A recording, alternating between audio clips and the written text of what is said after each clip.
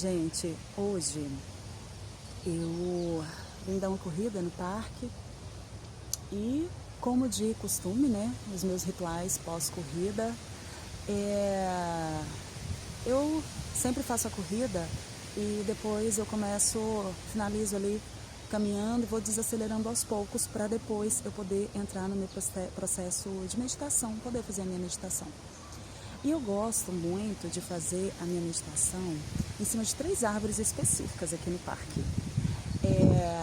Eu fui na primeira, ela não dava para subir porque ela estava muito grande, as folhas estavam cobrindo o galho, que eu gosto de deitar nele, sentar nele ou deitar, porque ele é tão maravilhoso que dá até para deitar. No segundo, que é um pé de manga, havia muitas pessoas próximo e eu queria um lugar mais... para eu poder ficar mais introspectiva, né? Enfim. E aí fui na terceira árvore, a terceira estava lá, linda, maravilhosa. E aí quando eu cheguei nela, ela é uma árvore muito linda e ela tem um galho assim que já é propício para você subir. E aí eu falei, antes de deitar nela, eu vou subir aqui em cima, né? E aí eu tô lá, subindo, pulando, brincando, né? E aí eu peguei, a hora que eu deitei assim, eu vi que vinha um moço, aí eu já fiquei assim, né, em posição de observação, de não sabia o que era. E aí ele veio se aproximando, e eu tava com o foninho, eu pausei o foninho, e aí ele pegou e me falou, desculpa moça, atrapalhar o seu momento de lazer, mas é que eu tava ali do outro lado e fiquei observando você brincando nessa árvore. E eu lembrei de quando eu era criança, eu lembrei da minha infância, eu e meus irmãos. Nós éramos 5 irmãos e a gente vivia subindo em árvore e brincando de pique-esconde. E hoje em dia a gente se afastou e eu nunca mais subi numa árvore. Eu falei pra ele, olha, é engraçado que a gente vai perdendo, vai se desconectando, né? Dessa nossa essência de quando a gente era criança, de como as coisas eram descomplicadas, né? De como as coisas eram simples, como era simples viver, como era simples ser feliz, como era simples viver o presente. E aí ele falou, é importante mesmo, né? Ele não usou a palavra resgatar, ele usou outra palavra que é da compreensão dele, tá tudo certo.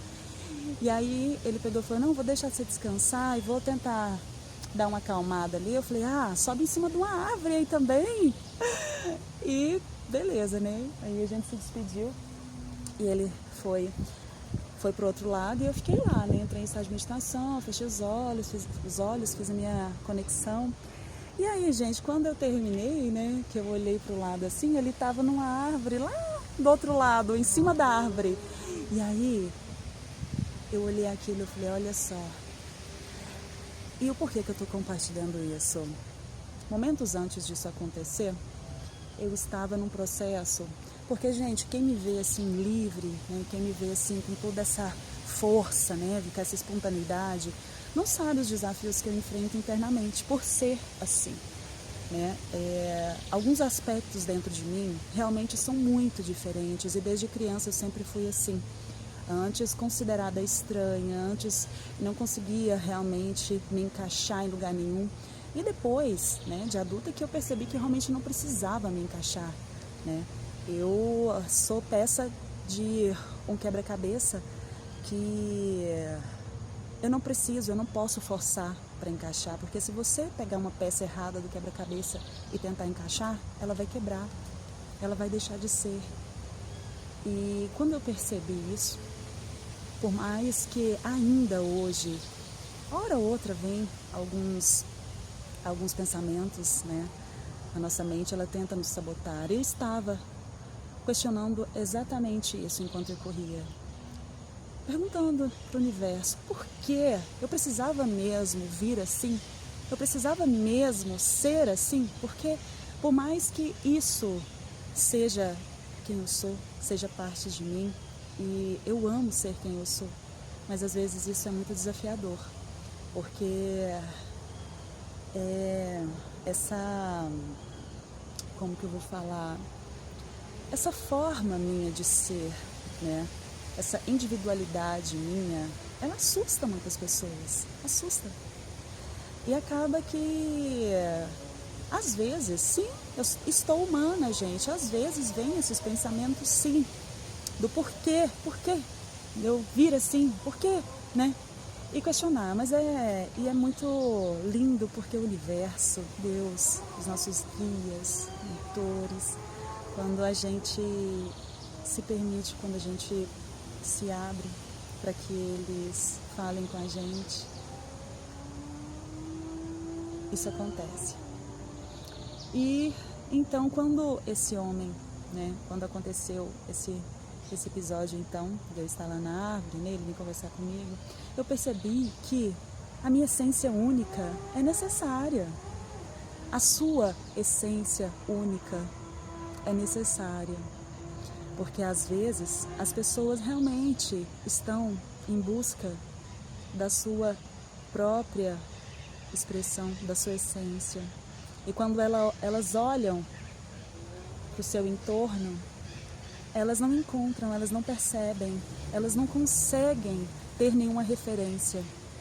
E você, quando você assume a sua expressão, a sua essência, aquilo que está aqui, ó, dentro do seu coração, quando você assume e se reconecta com ela, você emana isso ao seu entorno.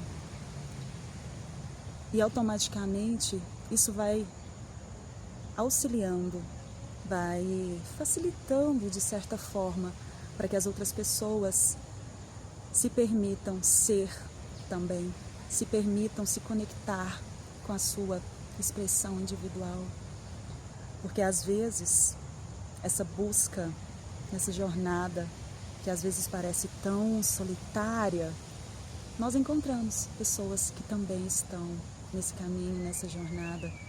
E nós vamos reencontrando a nossa tribo, as almas que vão se reencontrando, se reconectando, para juntas redescobrirem, se reconectarem com a sua essência. Isso é tão importante. Isso é tão importante, gente. A gente se permitir, por mais desafiador que seja.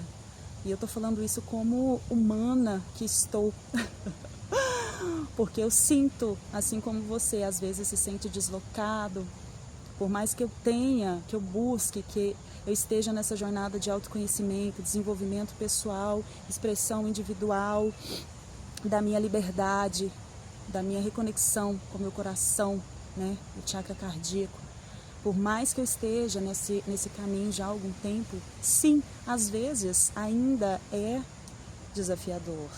Só que quando vem esses momentos, eu me volto ainda mais para dentro aqui, ó, no centro do meu peito, para conseguir me reconectar e compreender, e entender de verdade o que eu já entendi, mas que às vezes a nossa mente tenta sim sabotar.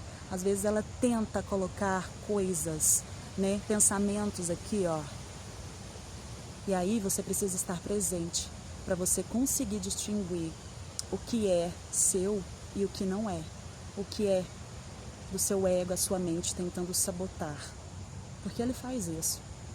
E quando a gente tem esse autoconhecimento já, se torna mais fácil da gente conseguir acessar. E eu encontrei essa pena no meio do caminho, logo após todo esse percurso. E é engraçado que para mim, gente, a pena ela traz uma simbologia muito grande, porque eu sempre encontro penas em momentos específicos. Essa daqui eu não sei ao certo se é de um carcará ou gavião, eu vou pesquisar certinho depois. Mas sempre que aparece uma pena para mim, é como se realmente eu sentisse ali os meus guias, meus mentores estão por perto e estão me mostrando que é o caminho. E é importante você descobrir qual que é a forma dos seus guias, dos seus mentores, do seu anjo da guarda se comunicar com você, porque eles sempre se comunicam, gente, sempre. É só a gente permitir. Beijo de luz no coração de vocês. Namastê.